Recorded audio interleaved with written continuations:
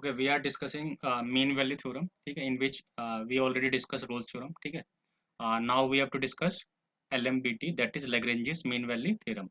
ठीक है, ओके, ठीक है. लास्ट अपना एग्जांपल क्या था, ये था.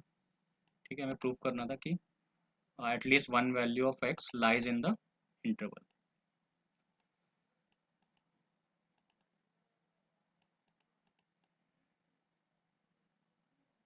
हम्म.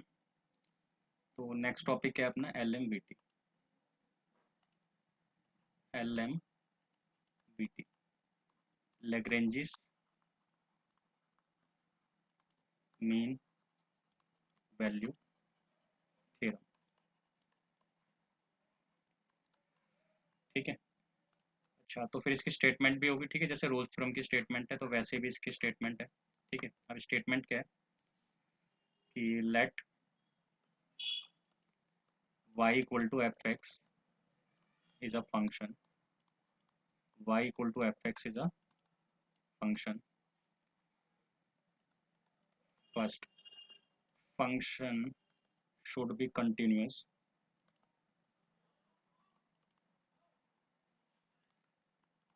in closed interval a comma b. Second, function is differentiable. Function is differentiable in open interval a comma b. And third thing is f of a does not equal to f of b. ठीक है. This is a difference between Rolle's theorem and mean value theorem. In Rolle's theorem, f of a equal to f of b. ठीक है, but in LMVT f of a does not equal to f of b. ठीक है, बस ये इतना सा difference है दोनों में. अच्छा, ठीक है.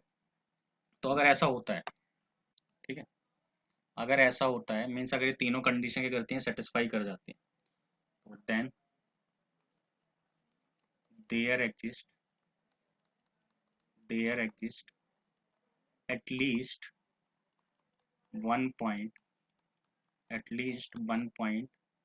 C such that f dash C means slope of tangent at x equal to C is equal to f of b minus f of a upon में b माइनस. वहाँ पे क्या होता था, स्लोप ऑफ टेंजेंट क्या होता था, zero होता था. ठीक है, यहाँ पे क्या है, F of B minus F of A equal to होना चाहिए, सॉरी एफ डैश सी किसके इक्वल होना चाहिए, F of B minus F of A upon में बी माइनस ए के. ठीक है, इसका ज्योमेट्रिकल मीनिंग देखते हैं.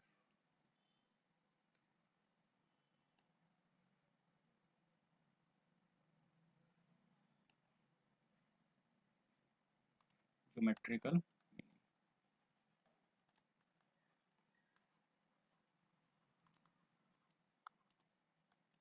ठीक है, ज्योमेट्रिकल मीनिंग में क्या है कि जैसे कि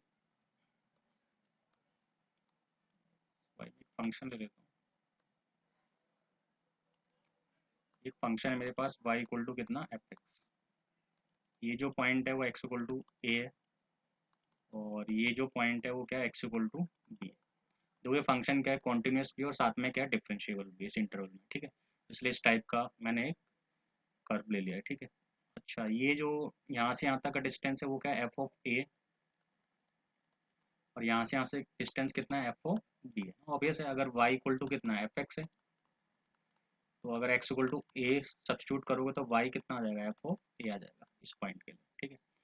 अब क्या करते हैं, इस पॉइंट को देखो तुम ध्यान से, इस पॉइंट को मैंने नाम दे दिया ए, इसको क्या दे दिया, बी दे दिया. ठीक है, तो ए पॉइंट क्या होगा, A comma F of A होगा, और बी पॉइंट क्या होगा, B comma F of B होगा. सही है. अच्छा, अगर मैं, ठीक है, जैसे ए से हम बी जा रहे हैं, ठीक है, अगर इसका मैं एवरेज रेट निकालूं, एवरेज रेट क्या हो जाएगा इसका, ए से बी, ये वाला. ठीक है, मैंने ए और बी को क्या कर दिया, मीट कर दिया, और ये अब इस कर्व की क्या बन गई, सीकेंट बन गई. क्या बन गई, ये सीकेंट. ठीक है. अच्छा, तो यहाँ पे अगर मान लो मैं यहाँ पे क्या करता हूँ, एक टेंजेंट ड्रॉ करता हूँ इस पॉइंट पे. अब ये पॉइंट मान लो एक्स इक्वल टू कितना है, सी. तो यहाँ पे तुम देख पा रहे होगे, ये जो टेंजेंट है और ये जो लाइन है ए बी, ये दोनों आपस में क्या है, पैरेलल है. और पैरेलल लाइन का स्लोप क्या होता है, इक्वल होता है। ठीक है, तो इसी कंडीशन का यूज़ करके हम डिराइव करते हैं, ठीक है, रिलेशन दोनों का।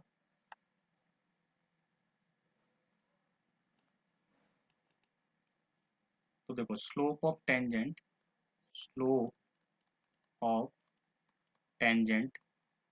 Eight x equal to C equal to slope of line और सीकेंड जो भी है, ठीक है, ए बी, उसके इक्वल होगा। अब हमें पता है अगर हमें दो पॉइंट दिए जाए, ठीक है, अगर x1 y1 पॉइंट है और एक हमारे पास पॉइंट है x2 कितना y2, तो तुम्हें पता ही है, ठीक है, उसका अगर मैं स्लोप निकालता हूँ तो क्या आता है वो y2 माइनस में y1 अपॉन में कितना x2 माइनस में x1। ठीक है, अच्छा,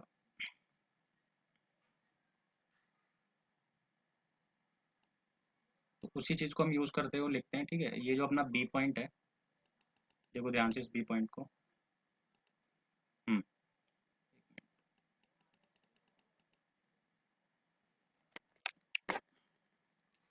तो ये जो बी पॉइंट है हमारा क्या है, B comma F of B है, और ए पॉइंट क्या है, A comma F of A है। तो अपना जो स्लोप आएगा वो क्या आएगा, y2 माइनस y1, y2 का मतलब F of B minus F of A upon में x2 माइनस x1 का मतलब है b minus A equal to F dash C. अब एफ डैश सी क्या है, स्लोप ऑफ टेंजेंट है at x equal to C. ठीक है, तो यही स्टेटमेंट में था, अगर फंक्शन कॉन्टिन्यूस है क्लोज इंटरवल में, फंक्शन डिफरेंशिएबल है ओपन इंटरवल में, तो 101% at least one point lies between A coma B such that slope of tangent at x equal to C should be equal to F of B minus F of A upon में B minus A. ठीक है, ये जो change है अपना, ये average rate of change है। ठीक है, ये जो पूरा चेंज है ये क्या है, एक तरह का हमारा average change, average rate of change है। ठीक है, और ये क्या है, इंस्टेंटेनियस रेट ऑफ चेंज है, मीन्स किसी इंस्टेंट पे, ठीक है, ये दोनों क्या हुए होंगे, इक्वल हो गए होंगे। ठीक है, जैसे तुम्हें पता है एवरेज वेलोसिटी क्या होता है, ठीक है, सेम वैसे ही कुछ है। ठीक है, जैसे क्या होता है ना कि एवरेज वेलोसिटी क्या होती है, एवरेज वेलोसिटी, ठीक है, वो क्या होता है y2 माइन मतलब s2 माइनस s1 अपॉन में t2 माइनस में कितना t1, यानी ठीक है final displacement minus initial displacement, ठीक है, अपॉन में t2 माइनस में t1। तो वही एक तरह से, ठीक है, ये क्या है, फाइनल है f ऑफ b, ये इनिशियल है, और b माइनस ये, तो उसी टाइप का कुछ। ठीक है, और एक ऐसा इंस्टेंट आया होगा जब उसका इंस्टेंटेनियस रेट ऑफ चेंज और एवरेज रेट ऑफ चेंज क्या हो गया होगा, इक्वल हो गया होगा। ठीक है, तो यहाँ से हम क्या बोल सकते हैं, यहाँ से हम एक चीज बोल सकते हैं कि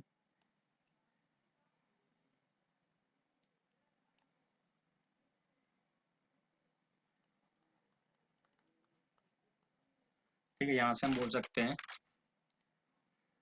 theorem, the theorem states that the average rate of change, the average rate of change of the function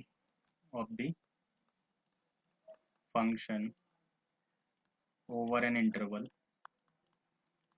over an interval is also the actual rate of change, rate of change of a function, of a function at some point of interval, some point of interval। ठीक है, तो मतलब जो average rate of change होगा वो किसके equal होगा, instantaneous rate of change के इक्वल हो जाएगा। ठीक है,